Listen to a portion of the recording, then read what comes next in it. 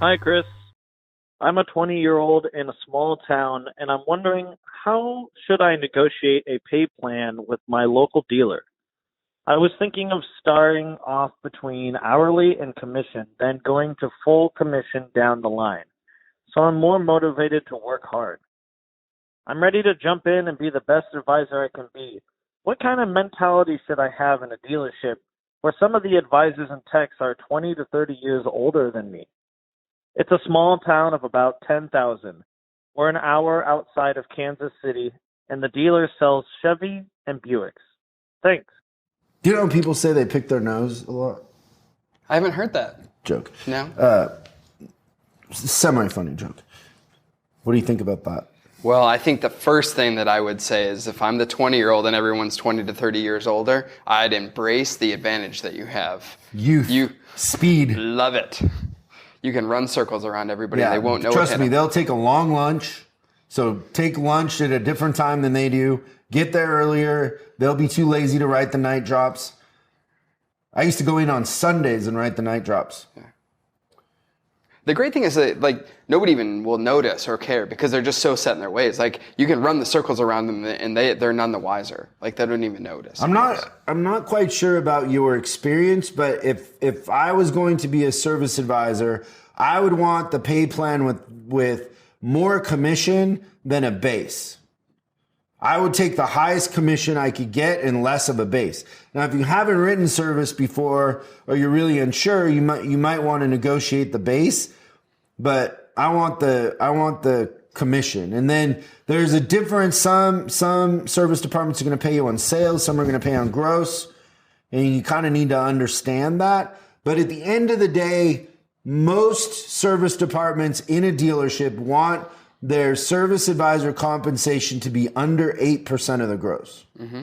So you can kind of have that as a rule of thumb, but I wouldn't be afraid to ask for the numbers. I always, when I'm interviewing an advisor and they're like, hey, can I see the numbers? I always am like, okay. And then they're like, can I see the pay plan? And they're figuring out, they have their numbers because I would never interview an advisor without their numbers. They're looking at our numbers and then they're looking at the pay plan. And so that's probably the best way to do it. Yeah, I think so too. But that kind of leads us into our topics, right? Now we're going to talk about the top 5 service advisor career moves. How can you move into the fast lane as a service advisor? So the first one is what we were just talking about, which is commission. You want a performance-based pay plan. That's right. You get a report card every month. Your paycheck is your pass or fail.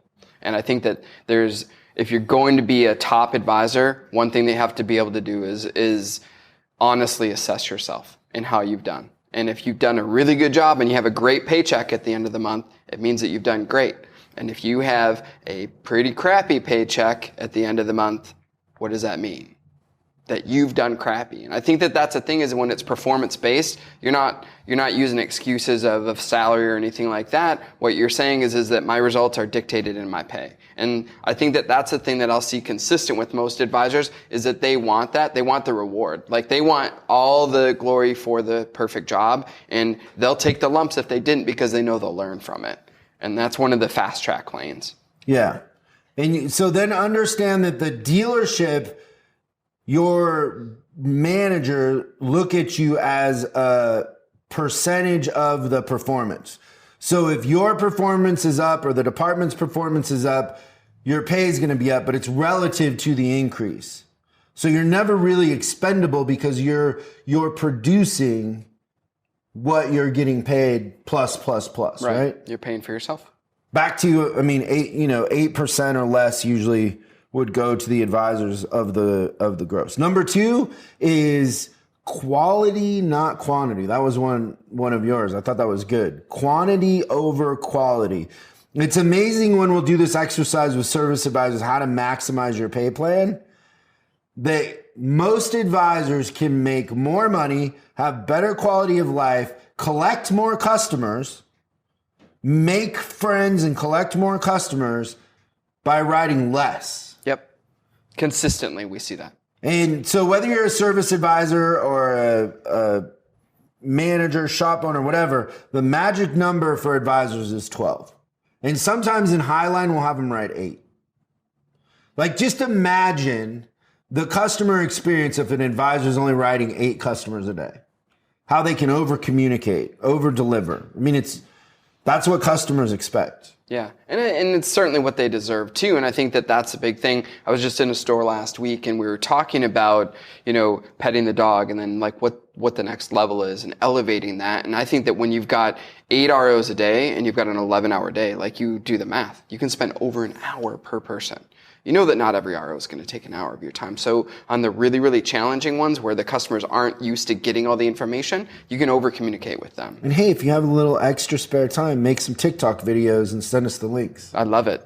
We got videos to watch for sure. Number 3 is sell cars for 2 months. How would you advise them to go about that?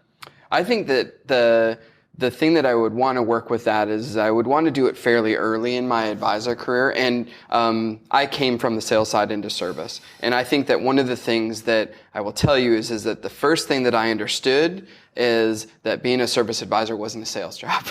Like, just selling cars lets you see, okay, so this is sales, right? This is what happens, and you have to overcome 5 no's, right? To get somebody to buy a car from you and everything like that. And you're like, wait a minute, you appreciate the relationship that you have to build on service in the long term, right? And then it also lets you to, I think it's really important as a service advisor to see what customers look like when they're in the ether, and understand what their expectations are when they buy a car, what their service experience is going to be like. So I think that having that perspective makes you a better service advisor if you understand what the sales department goes through. It's also a little bit about the silos too, right? Because there's usually an adversarial thing between sales and service. And if you've done both jobs, you have just much better perspective. I think too, one thing is to appreciate salespeople that, for the most part, they have to go get customers. Yep. Where your customers are coming in. That's a really good way point. harder to sell cars. Way harder. Just mentally, because, most of the time you're commission and... Oh my gosh, talk about varying paychecks. Yeah. That's crazy. Okay, number 4 is think like the owner of the dealership. Nothing will move you ahead quicker in your career than to think about the company and not yourself. Put the company first. Think about the customer's perception of the company. Think about representing the company, and you will become invaluable for the company. But I think a lot of advisors, and even the tone of some of the questions we get, is me, me, me, me, me, me. Yep. So I think the big thing is that, if you're starting to think like the owner, eventually you could become the owner. That's good. And then the 5th one, avoid parts. Oh, parts. You probably weren't going to end up in parts anyways, but I have seen career paths go to parts. Not a lot of parts managers become general managers. I don't know if I've ever seen it. I'm sure it's happened, but it doesn't happen a lot. So if you want to move up and your goal is to be a dealer someday or general manager or whatever, sales is kind of where you want to be somebody who's more interested in sales than parts, right? Yeah. Now, I would say if you're a parts manager, you're in parts, go write service and go sell also. And because it's very rare. In fact, Gary was one of the only parts managers I ever worked with that had worked in service, worked kind of in sales, and understood from a parts manager's point of view the whole picture. And that's why he sold so much in his boutique and was so progressive with what he did, was because his context wasn't just parts. It was marketing and displaying things. And, he really pushed the envelope on all that stuff. So number 1, be performance-based, commission. Number 2, quality over quantity. Number 3, go sell cars for a couple months. Learn the other side of it in the circle of life. And number 4 is think like an owner. The number 5 is avoid parts. It's a good list. Thanks so much for watching this clip of Service Driving Revolution. We're uploading new stuff every day, so make sure you subscribe and click the bell icon so you don't miss out. If you have a question you'd like us to answer on the show, Call 8333-ASK-SDR and we'll answer your question on the show. That's 8333-ASK-SDR. For special deals on our books and training, head over to offers.chriscollinsinc.com. Now that's offers.chriscollinsinc.com. I'm Chris Collins, and I'll see you in the next video.